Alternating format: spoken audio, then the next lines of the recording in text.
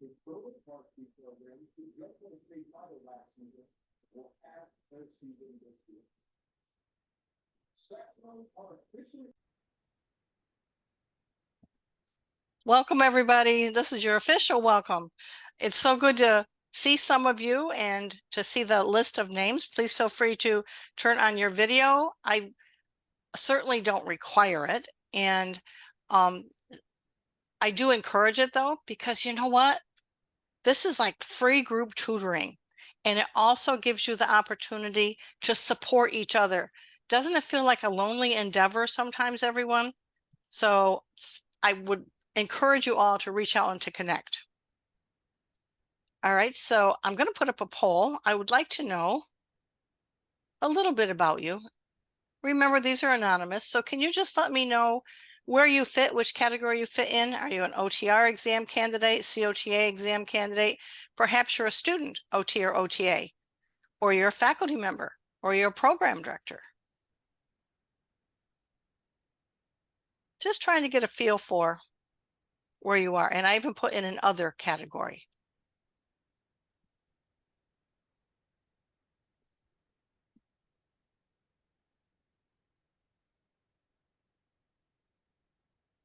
So the people who just joined us, I'm not sure if you can see the poll or not.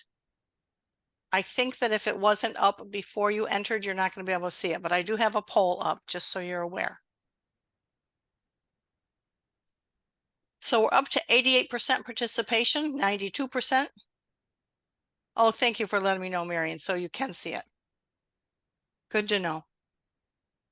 I know with the chat, if I put a message in the chat, unless you're already in the room, you can't see it. So I wasn't sure about the poll. We're up to 95. Can we get 100? I'm going to sound like an auctioneer. I've got 92. Do I hear 95? I don't think we will because you and me. I bet you we're the other two. Are we? Or no, does it not count us? No, it's you and Kathy. That's what it is. You're absolutely right. I didn't think it would count you once I made you a moderator. Here, I'll. That's okay. Yeah, I can't answer it. Okay, so let me share the results. So here's where we are, everybody. We have, I'll just scroll down to other, so no other, but 61% are OTR exam candidates, 17% COTA exam candidates, and 22% OT students. So welcome. And I really do like seeing a mix of both OTA, whether you're a student or exam candidate, and OT. I think it just makes it much more interesting. So thank you. Thank you for joining us. So my name is Paula Carey, everyone, and I've been with TherapyEd for, oh gosh, a lot of years, over 23 years. And I'm an instructor, a tutor, and overall considered a consultant to TherapyEd. And I'd like to let our co-host, Amy, introduce herself. So I'm Amy Bryant, and I'm an OT. And I've been with TherapyEd for, I think it's 7 years now. And I teach both the OT and the OTA course, and I tutor both OT and OTA students. Yeah, that's another thing I do. I teach courses. I forgot. So Amy and I have both been OT educators for a number of years. And I was a COTA before I became an OTR. So I really like that I kind of have a foot in each camp. And it's just a pleasure to have you here. So tonight we're going to talk about the learning assistant. So some of you have probably already discovered it, but I'm assuming that some of you have not. Paula, can you get rid of the poll? Oops, I'm sorry. Is it still showing? Yeah. It's not on my screen. Oh. Did it go away now? It's gone. Oh, good. It might have just been me. Probably not. Okay, so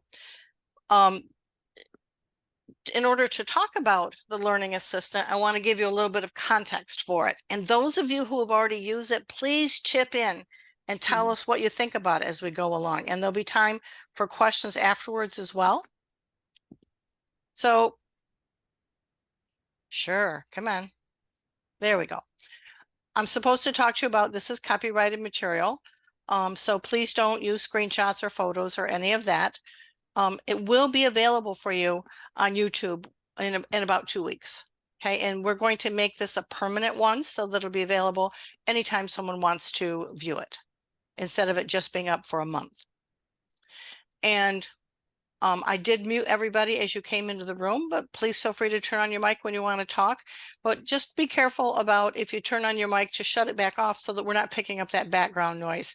I know sometimes people don't mean it, but all of a sudden, you know, you hear a child crying, or in my house, a dog barking, things like that.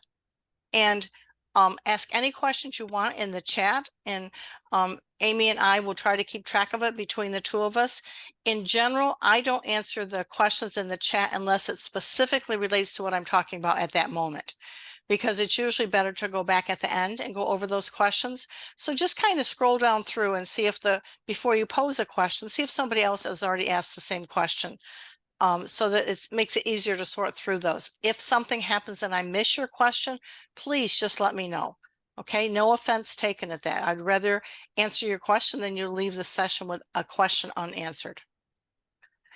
So this is just to put it in context. I'm not trying to promote anything. Of course, I'm biased in favor of the Therapy Ed Review and Study Guide, both for the OT and the OTA. So there is an addition for each. Each one comes with 3 full practice exams. And that's important because you can't get to the learning assistant until after you've completed one of the practice exams. So I'll also show you briefly that you can review each answer, each question, and you can review your answers.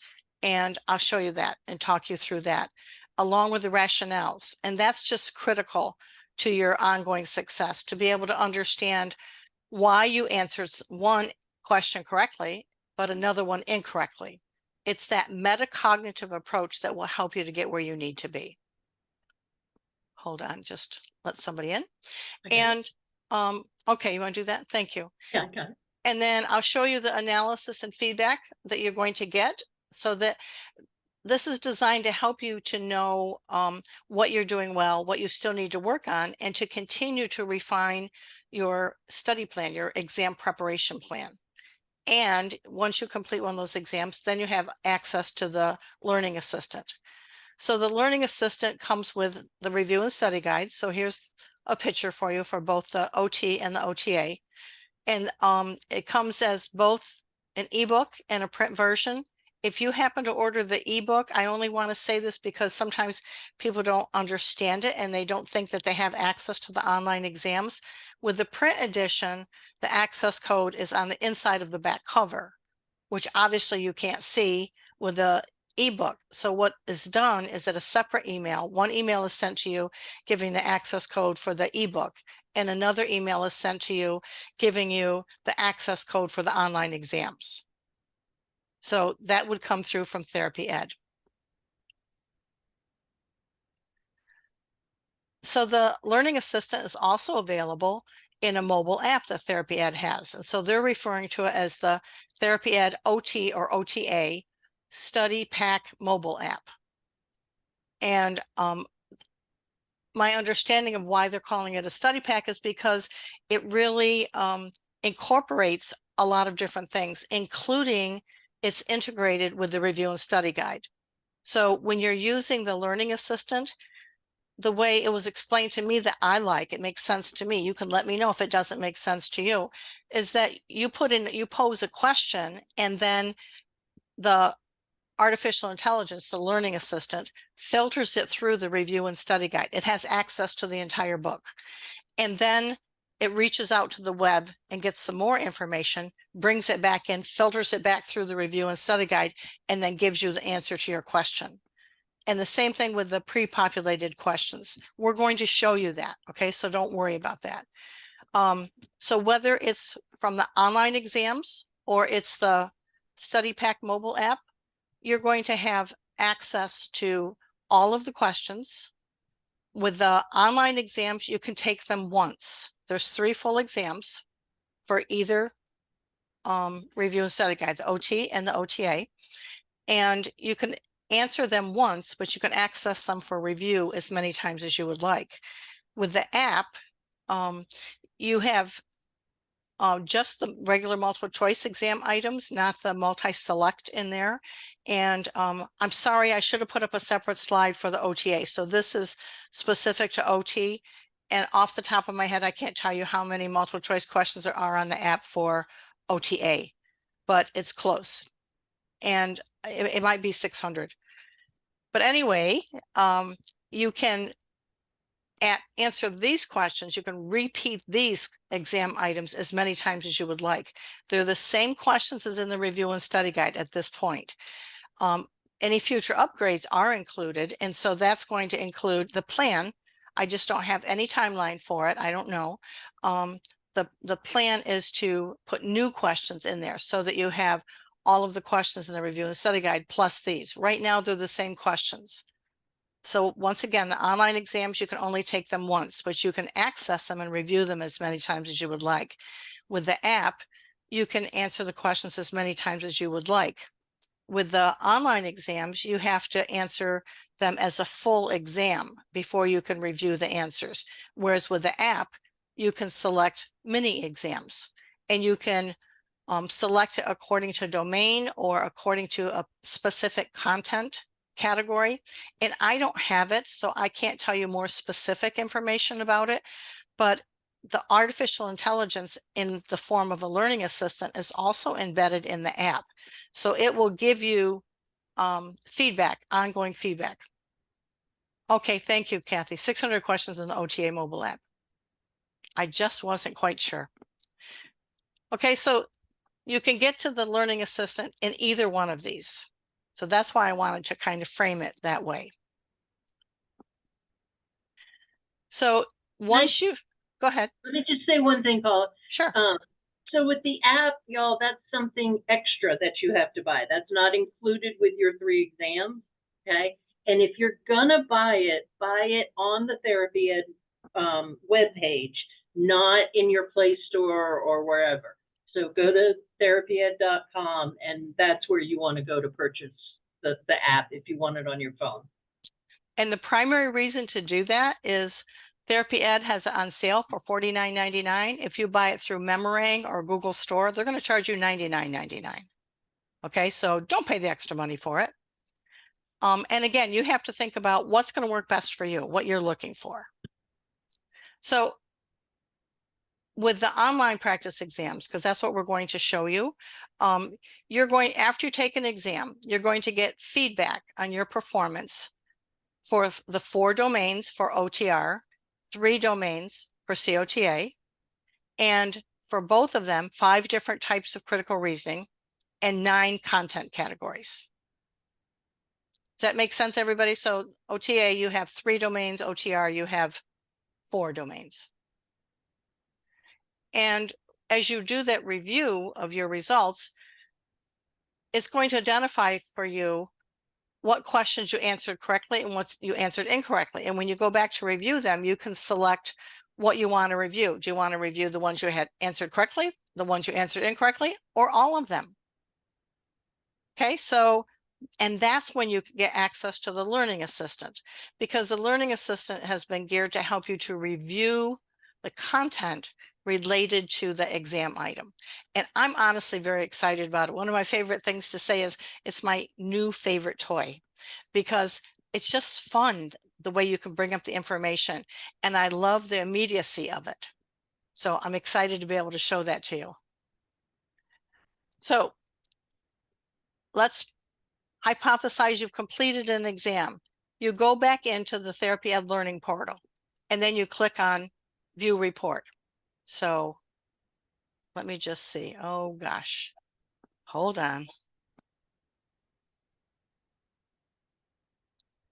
I had TherapyEd website up and it closed on me. You want me to pull mine up? No, it's okay. I get it, because then we won't be able to both share. Okay, I've got it now, everybody. Sometimes I try to take shortcuts with Zoom and it doesn't like it. All right, so here's TherapyEd.com. And so you're going to go in to the practice exam learning portal. Now I've already logged in. before. So the first time you have to put in your access code. I already have mine set up, so it takes me right there. And then I'm going to go to practice tests, and the only one I fully completed was exam A. So then I'm going to do view report. Okay. So I'm just going to show you this on these slides rather than in case something it has a glitch in it. So then once you do view report, you're going to have overall. Can you see that, everyone? It doesn't matter if you can read the numbers or not, but you get an overall percentage, and you get a pretty lengthy narrative of your full analysis. So I highly recommend that you do review them. So all of these, make sure to take a look at view full analysis or whatever it is you're looking at. And then it loads it and it gives you this feedback. And by the way, when I took this exam, I started answering it for real. And then I said, okay, enough of this. And I just started clicking. I literally went BC, BC. So yep, these are my results. But see how much information it has. It's still loading. So it gives you a narrative summary. And then here it tells you how many I got correct, how many were incorrect. I didn't have any marked. I didn't skip any. And then you'll see the overview. This overview tells you in terms of reasoning, that's the different types of critical reasoning. There's 5 types of critical reasoning. This is a unique aspect of TherapyEd's exams, that they give you feedback according to the type of critical reasoning needed to answer that exam item.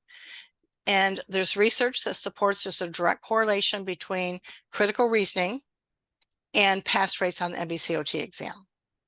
And so the person who did that research, Carrie Inda, also analyzed each one of the exam items. And so you'll see I'll show you in a moment, you'll see the rationale in terms of content and a rationale in terms of reasoning. And why is that important? Guess what, everybody? MBCOT is not testing your knowledge of OT. You're not going to have straightforward knowledge-based questions. You're going to have more complex, in-depth questions that requires that you apply the information. So they're really testing your critical reasoning. And you're going to get the domains. Now this is the OTR exam. So with the OTA, it would be different. Okay, so OTAs, you don't have this domain 1 of evaluation and assessment in the same way. It's evaluation and assessment in terms of the OTA's role to contribute to evaluation. And the one that you don't have at all is this same domain 2. For the OTA exam, domain 2 is what is the domain 3 for OTR, intervention. So notice it follows the OT process: evaluation, intervention planning, intervention, and then competency and practice management. Okay, and you can look on MBCOT to determine the percentages. So with any of these, you see that view details? Many times it's easy to overlook that. You click view details, like you'll see here. Wow, Paula, you said 5 different types of reasoning. There's only 4. That's because you have to click the button, and then you'll see all of them. And included with this, now you get more specific information. What was your accuracy by percentage? How many questions in this exam that you took were each type of reasoning? So like, here's the totals. How many did I get correct? How many were incorrect? And so that gives me a better idea of what to look at. And in the review and study guide, there's extensive information in chapter 2 on how you build that critical reasoning as it relates to pass rates on this exam. And for you to understand what else you need to study. And then the domains, same thing. So I'm going to switch back and forth between this and my PowerPoint. But again, here's the percentage of accuracy, and then how many was correct, how many incorrect, what the total was. And then here's the percentages of the exams, meaning not the percentage that TherapyEd has established, but the percentages of the domains as indicated or as regulated by MBCOT. And then in the far right column is a score opportunity. And it's a complex way of, they take a look at the percentage of like this domain on the exam, what your score was, and they calculate the opportunity to improve your overall score. And so obviously the one that has the highest level of opportunity, mine was domain 1, that's the one I need to work on more. There's more opportunity to improve my score. That makes sense, everybody? But I could figure that out just by looking at 57% as compared to 76%. But this is valuable information. I really see your preparation plan as being a living, breathing, always being adapted kind of entity. So that's what I would encourage you to do. So let me go over here to categories, because I just want to show you quickly, there's 9 different categories. I personally find it a challenge to, if somebody said, you need to go study domain 3. So domain 3 is intervention for OT. Domain 2 is intervention for OTA. And if somebody says to you, go study intervention, how do you know what to study? It's not pointed enough for you to be able to know what to study. So I like that the content categories are also here. So within, remember domain 1 evaluation was my lowest one. I need to specifically study, my lowest one here is musculoskeletal system disorders and biomechanical approaches. So I would want to focus on that as it relates to domain 1.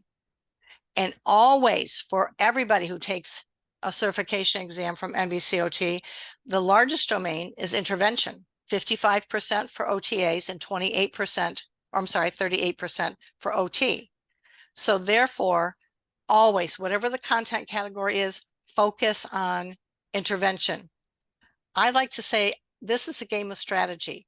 And the name of the game, depending on which exam you're taking, is either I am a COTA or I am an OTR. And everybody has an equal opportunity to win, but you need to be strategic in the way that you prepare for this. Take a look at your strengths and your challenges and really attack those challenges.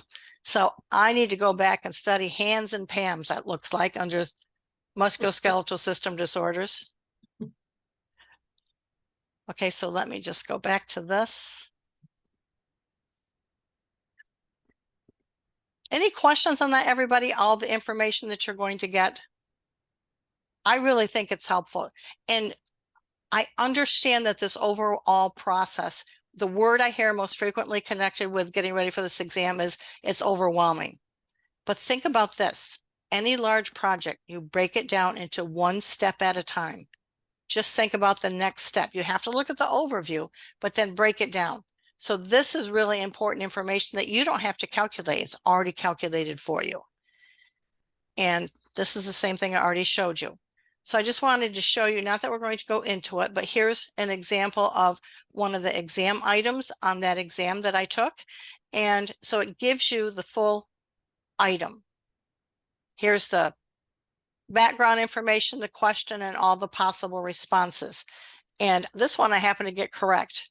Gee, why would I do a screenshot of one I got correct instead of incorrect?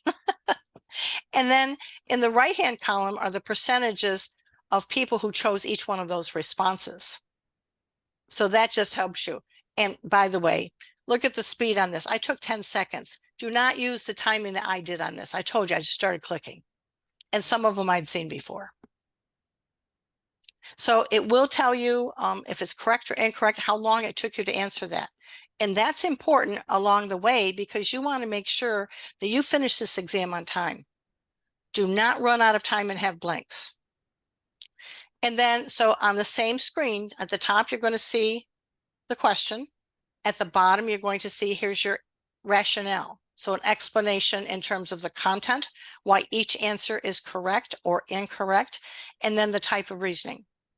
And then at the bottom, you'll see, so I don't know why they have this labeled diagnostic level, but that's the type of critical reasoning. Here's your domain, and here's the content category. So it continually gives you that feedback as to how you're doing. Many people, when they answer a question before they choose an answer, want to think about, well, what domain is this in? So here's a way for you to check that when you're done. And then this is the part. Go back one slide for me, Paula. And the other thing, nope.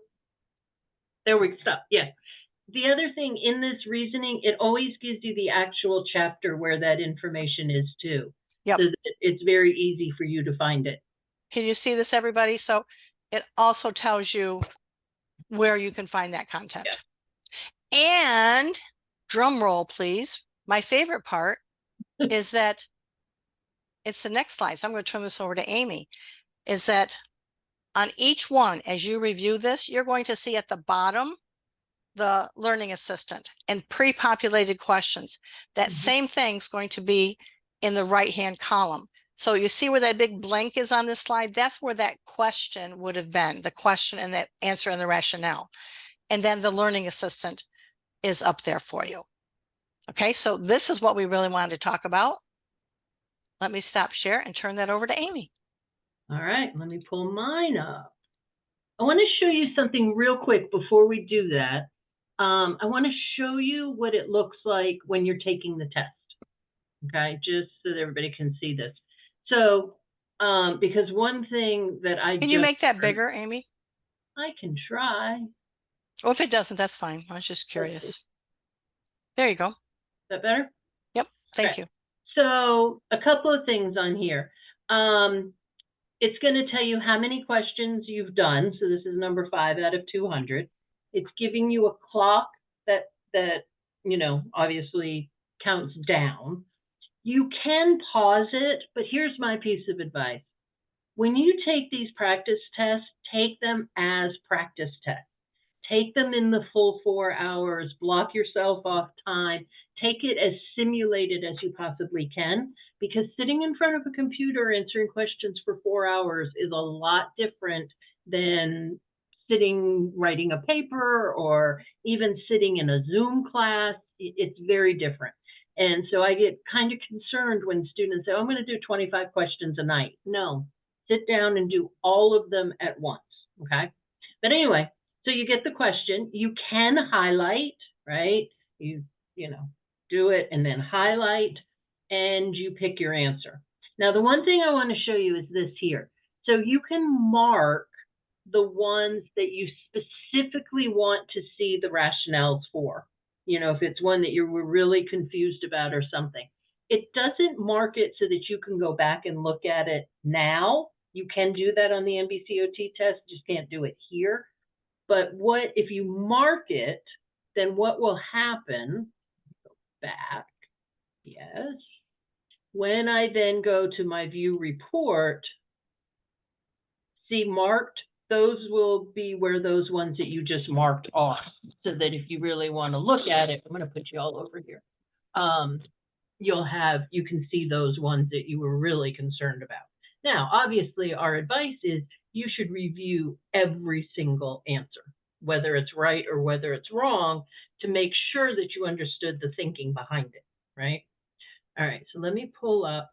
All right, so here we go. Let me get Amy, can I add just one thing? Absolutely. So everybody with that clock, if you need more time, like for instance, that's assuming that everybody takes 4 hours to answer the exam. But if you have extended time, or even if you just are taking longer on that particular exam, it won't shut down on you. It will just turn to red and have a minus number. Okay, so it's still okay. It's not like the real exam, the NBCOT exam. You hit whatever your time is and it submits. Right. Yeah. Okay.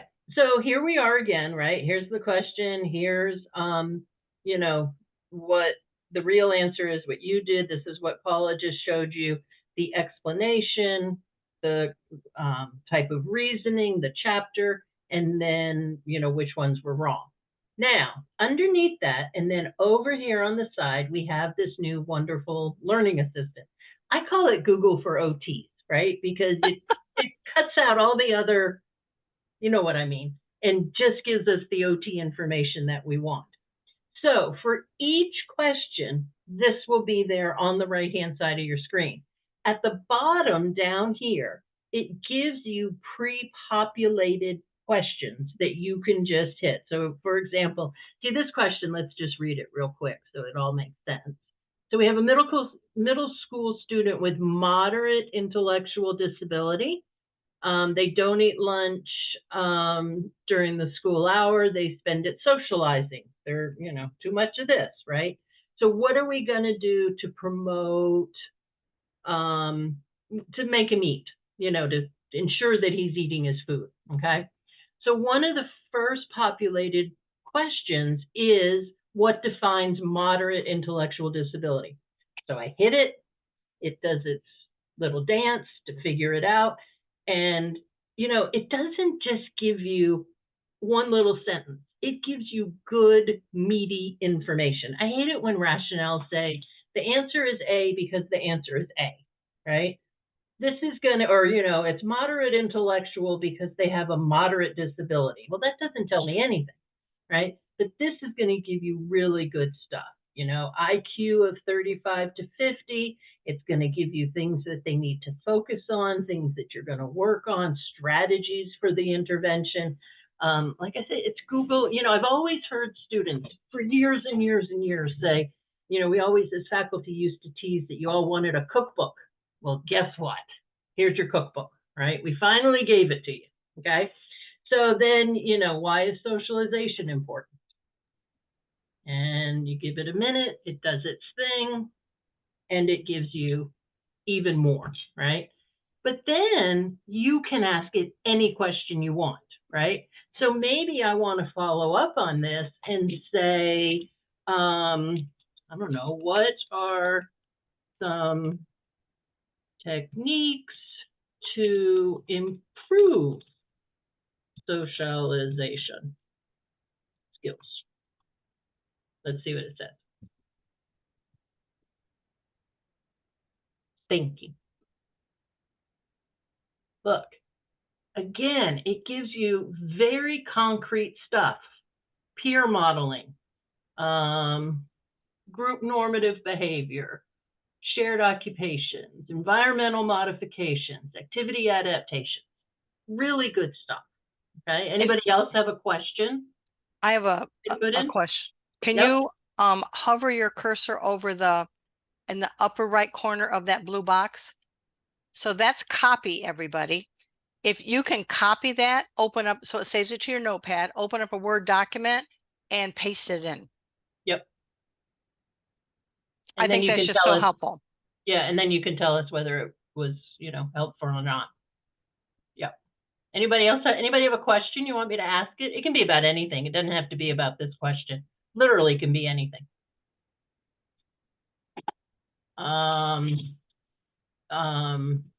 What are the differences between posterior and anterior hip precautions?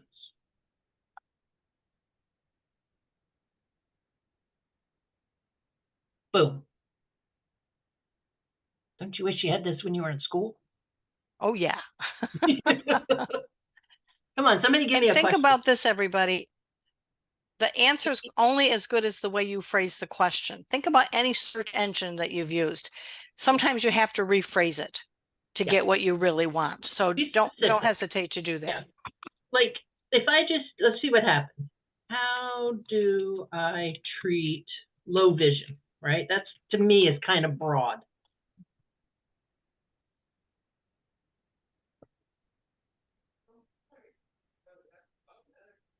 Yeah, and it gives me those general ones. But then if I say, how do I compensate for increased?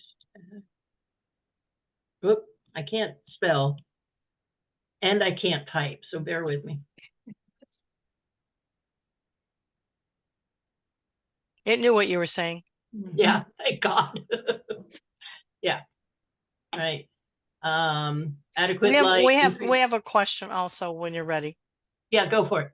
What are the milestones for typical feeding skill development? Can you ask that of the assistant? Copy. Oh, no, wait. Let me see if it'll let me. Typical milestones for feeding. Well, I was hoping I could just copy it, but I couldn't. What are the milestones for typical feeding skill development. Development. Now, that's one of those things you might have to end up changing it and saying, what are the milestones for self-feeding? But you'll find out.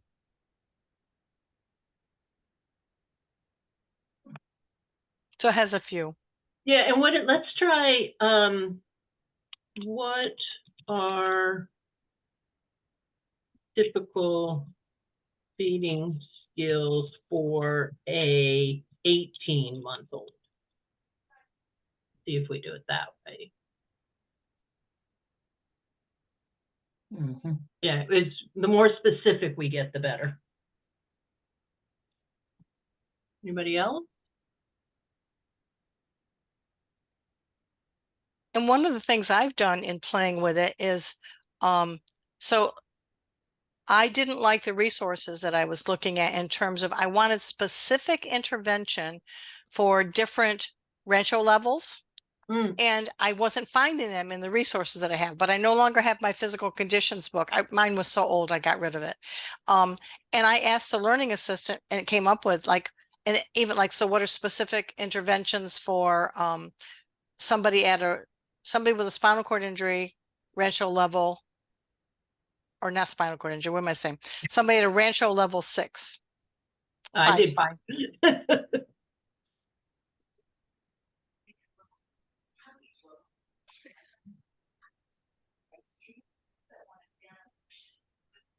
And then you can ask more specific questions.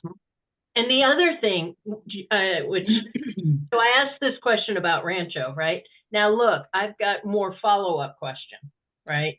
So what are the key characteristics of level 5? And it'll give me the information. So see, once you lead it in the right direction, you don't have to keep doing additional questions if you like the pre-populated ones. And then if I click here, it's going to give me even more.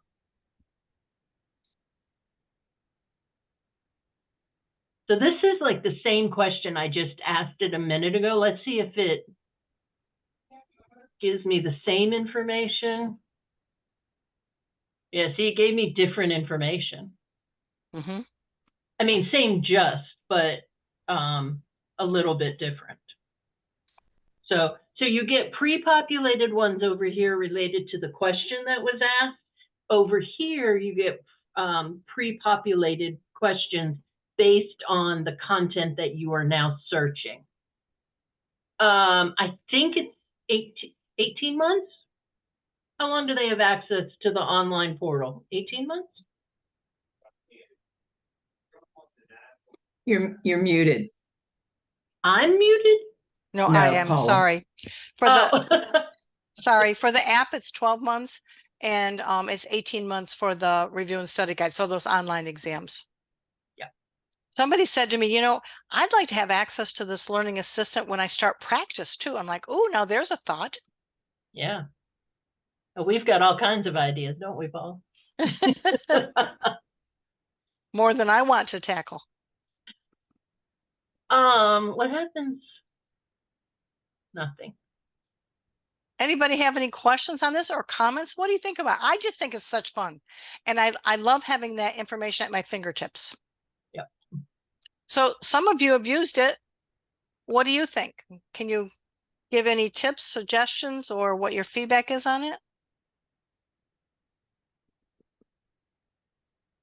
I think it's really useful. I think it's sometimes when I don't feel like looking in the book, I like to just go to the app and just make sure that my question is detailed so it doesn't give me too much stuff. But yeah.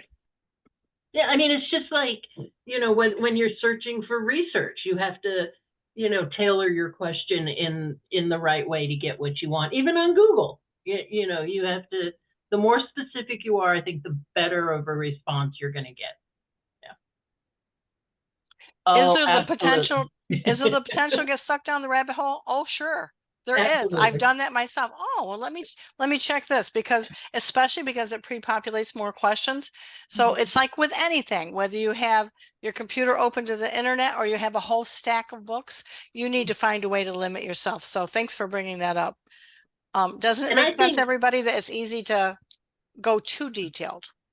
I think especially the first time you get in, because it's fun to play. Like I find myself saying, oh, let me see what it's going to give me for spinal cord, or let me see what it's going to give me for schizophrenia or whatever. But, you know, when you're actually going through and doing the review of the questions, maybe try and stick there for just a little bit. Ooh, can we come up with anything on spina bifida wheelchair precautions? I'm going to put it in just like that and see what happens. Yeah, I wonder.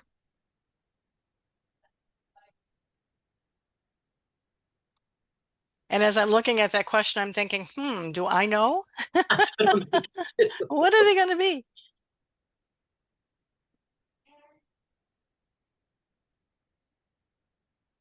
Now, brings up a good point, right? I don't necessarily, and Kathy and Paula, you know, chime in, please, but I don't necessarily associate anterior lateral and posterior lateral hip precautions with spina bifida, right? So No, I think it's still picking up on you asked the question on precautions, so I would ask it again. That's what it looks like to me. It's still thinking in that direction. So my point is, and I think we talked about this in our faculty meeting, is that sometimes it, you know, all right, wait a minute. Okay. Spina bifida wheelchair precautions. Sorry. Wheelchair precaution. And you might want to play, this is to everybody, not to Amy. You might want to play with it too and say, what are precautions for somebody with spina bifida using a wheelchair? Yep. But you see how sometimes we confuse it? I've done that when I first put in questions that don't relate to the exam item, and it will look and look. I think it's telling us you already asked that question, doesn't want that one again. What needs to be considered when, let's just do choosing a wheelchair with That was a good question and gave us an example of how it can either get hung up or you have to ask the question again. We broke it. This is better. What about what are precautions for that same population? What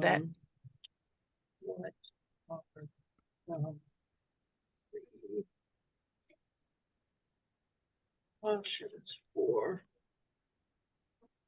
this? Let's see if it recognizes.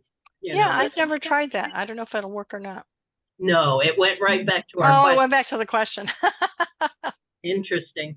Yep. Anybody else have any questions on using that learning assistant or the utility of having access to that? What happens if you ask something that's not OTA related? Like, I don't know. Can you give me one? Something about physical therapy. You know. It will still look for that. Let's see. It can't filter it back through the review and study guide, but it'll go out to the web and pull something. Okay. Oh, okay. For someone, with a total knee.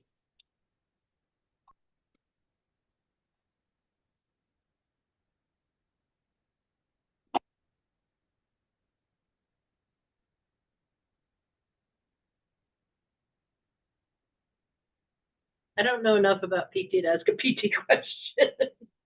What is PT intervention for somebody who just had hip replacement?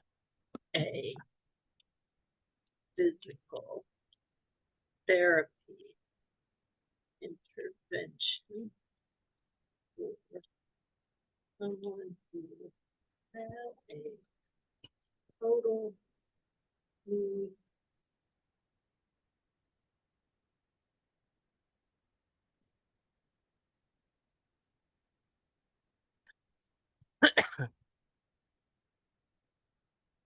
So see, it gives you some general information. Yeah. Which is good, because one of the things that MBCOT sometimes asks is, what is the role of other team members, right? Mhm. And do you know that? Like, if you have somebody that needs services, who would you refer to? So if you weren't sure, like what a social worker does, see what they. And they can pull that information, like the different team members is also in the review and study guide. Yeah, it's very good. Super cool. Comments, anyone? Obviously, Amy and I like to play with it. So much stress though, me typing in front of all these people. And with my hunt and peck. Performance anxiety. Yeah. Okay, so then, Amy, do you have anything else you want to add? Otherwise, I'm gonna. Anything on sleep? Tara, can you give me a more specific question? You can turn your mic on. Hello. Hello. Hello. No, I What do you think want me to ask it? no, 'cause I just remember when I just took the exam maybe like a month ago. I remember they had a question on sleep, or it was like sleep prevention. It was Let's do this. What are some environmental adaptations to promote sleep? How's that? yes.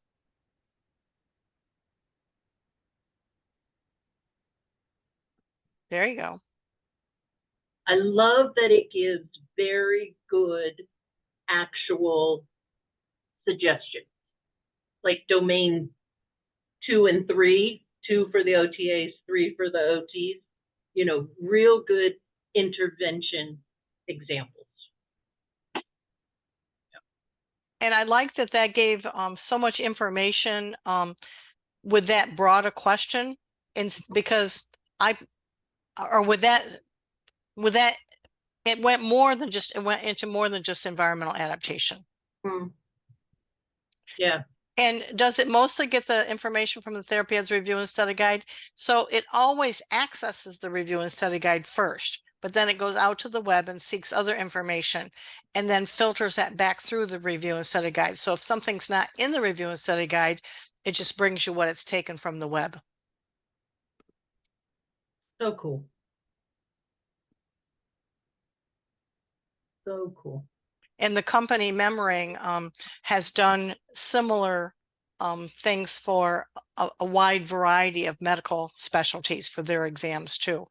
So they're pretty good at figuring this out and having it, I don't even know how to word it, having the learning assistant be more selective in terms of the type of information that it draws from as compared to a general search engine. That's why I call it Google for OTs. There you go. So what I'd like to do is It's to Google. just open it up to any questions that you might have. It doesn't have to be on the learning assistant. Anything else? I'm going to turn that off. Anybody want to do a practice question? I just happen to have some on my PowerPoint. Let's do a question. Hold on. Let me just see which ones I have here. I'm going to give you a challenge one, okay?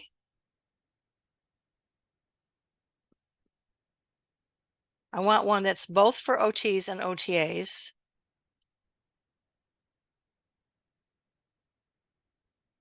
All right, let's try this one.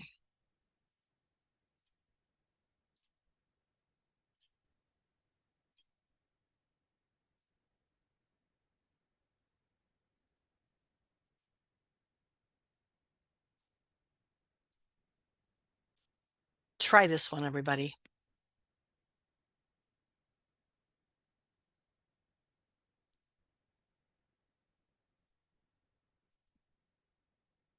I'm going to put up the poll for you too.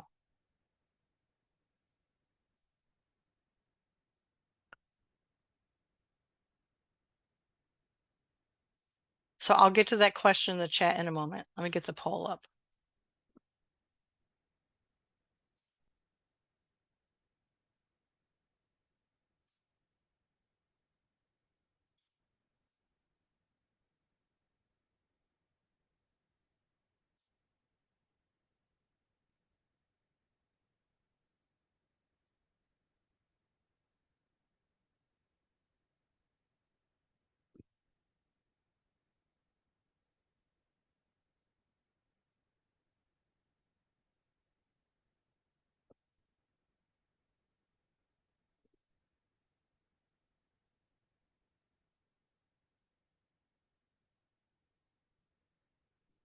So we're up to 44%, 50%.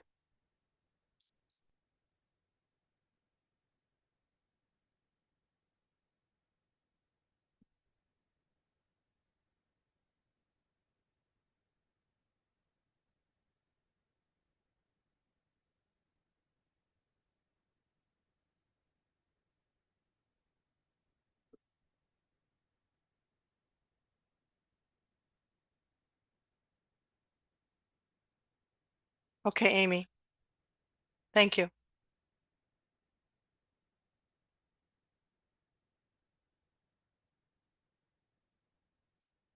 All right, so I'm going to close the poll. Anybody else want to get in? So let's talk about it.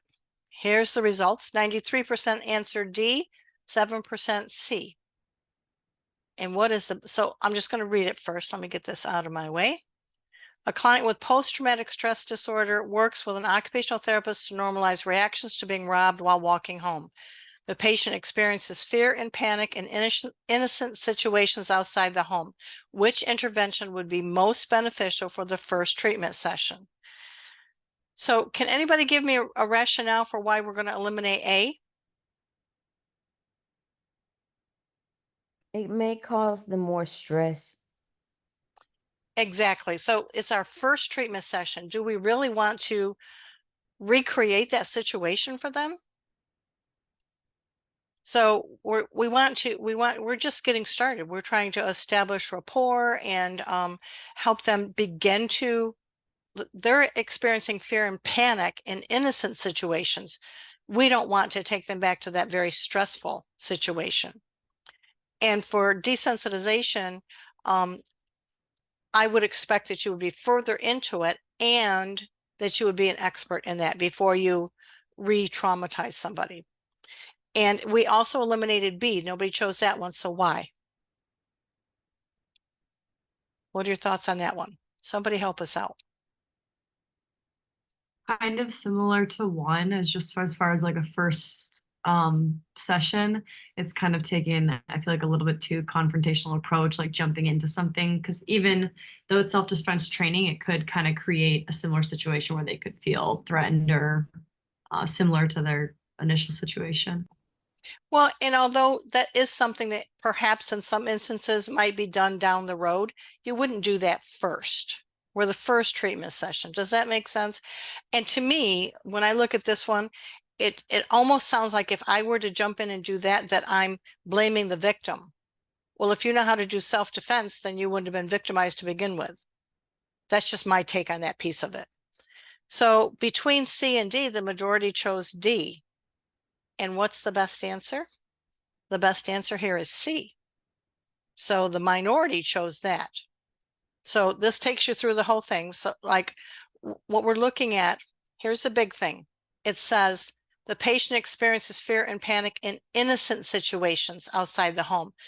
So what do we want to do? We want them to be able to be more aware of their emotions and be able to gauge what's an innocent situation versus something that really is stressful and what's the word I'm looking for? Where they should feel defensive. So you want to read that? Let me give you a minute to do that.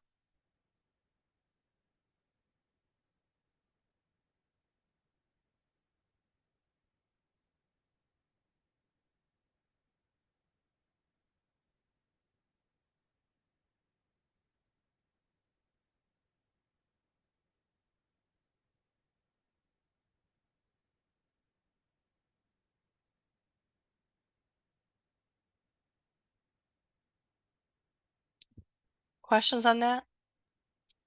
Pretty much you're saying C comes before D. So yes, you would do C because we're looking at that self-awareness of the emotions. So for them to be able to sort out, this is innocent, this is something I should be fearful of. Does that make sense? Yeah, that's what I thought when I picked C, but everybody who picked D, I was like, had me second guessing myself. I was like, oh, I don't. Yeah, because D sounds good too, doesn't it? D And sounds great, but I'm thinking more like, okay, we gotta like it's your first session, so we gotta warm up. You know what I mean, so let's try to figure stuff out. Like, there you go. yeah. Plus, because it says fear and panic in innocent situations.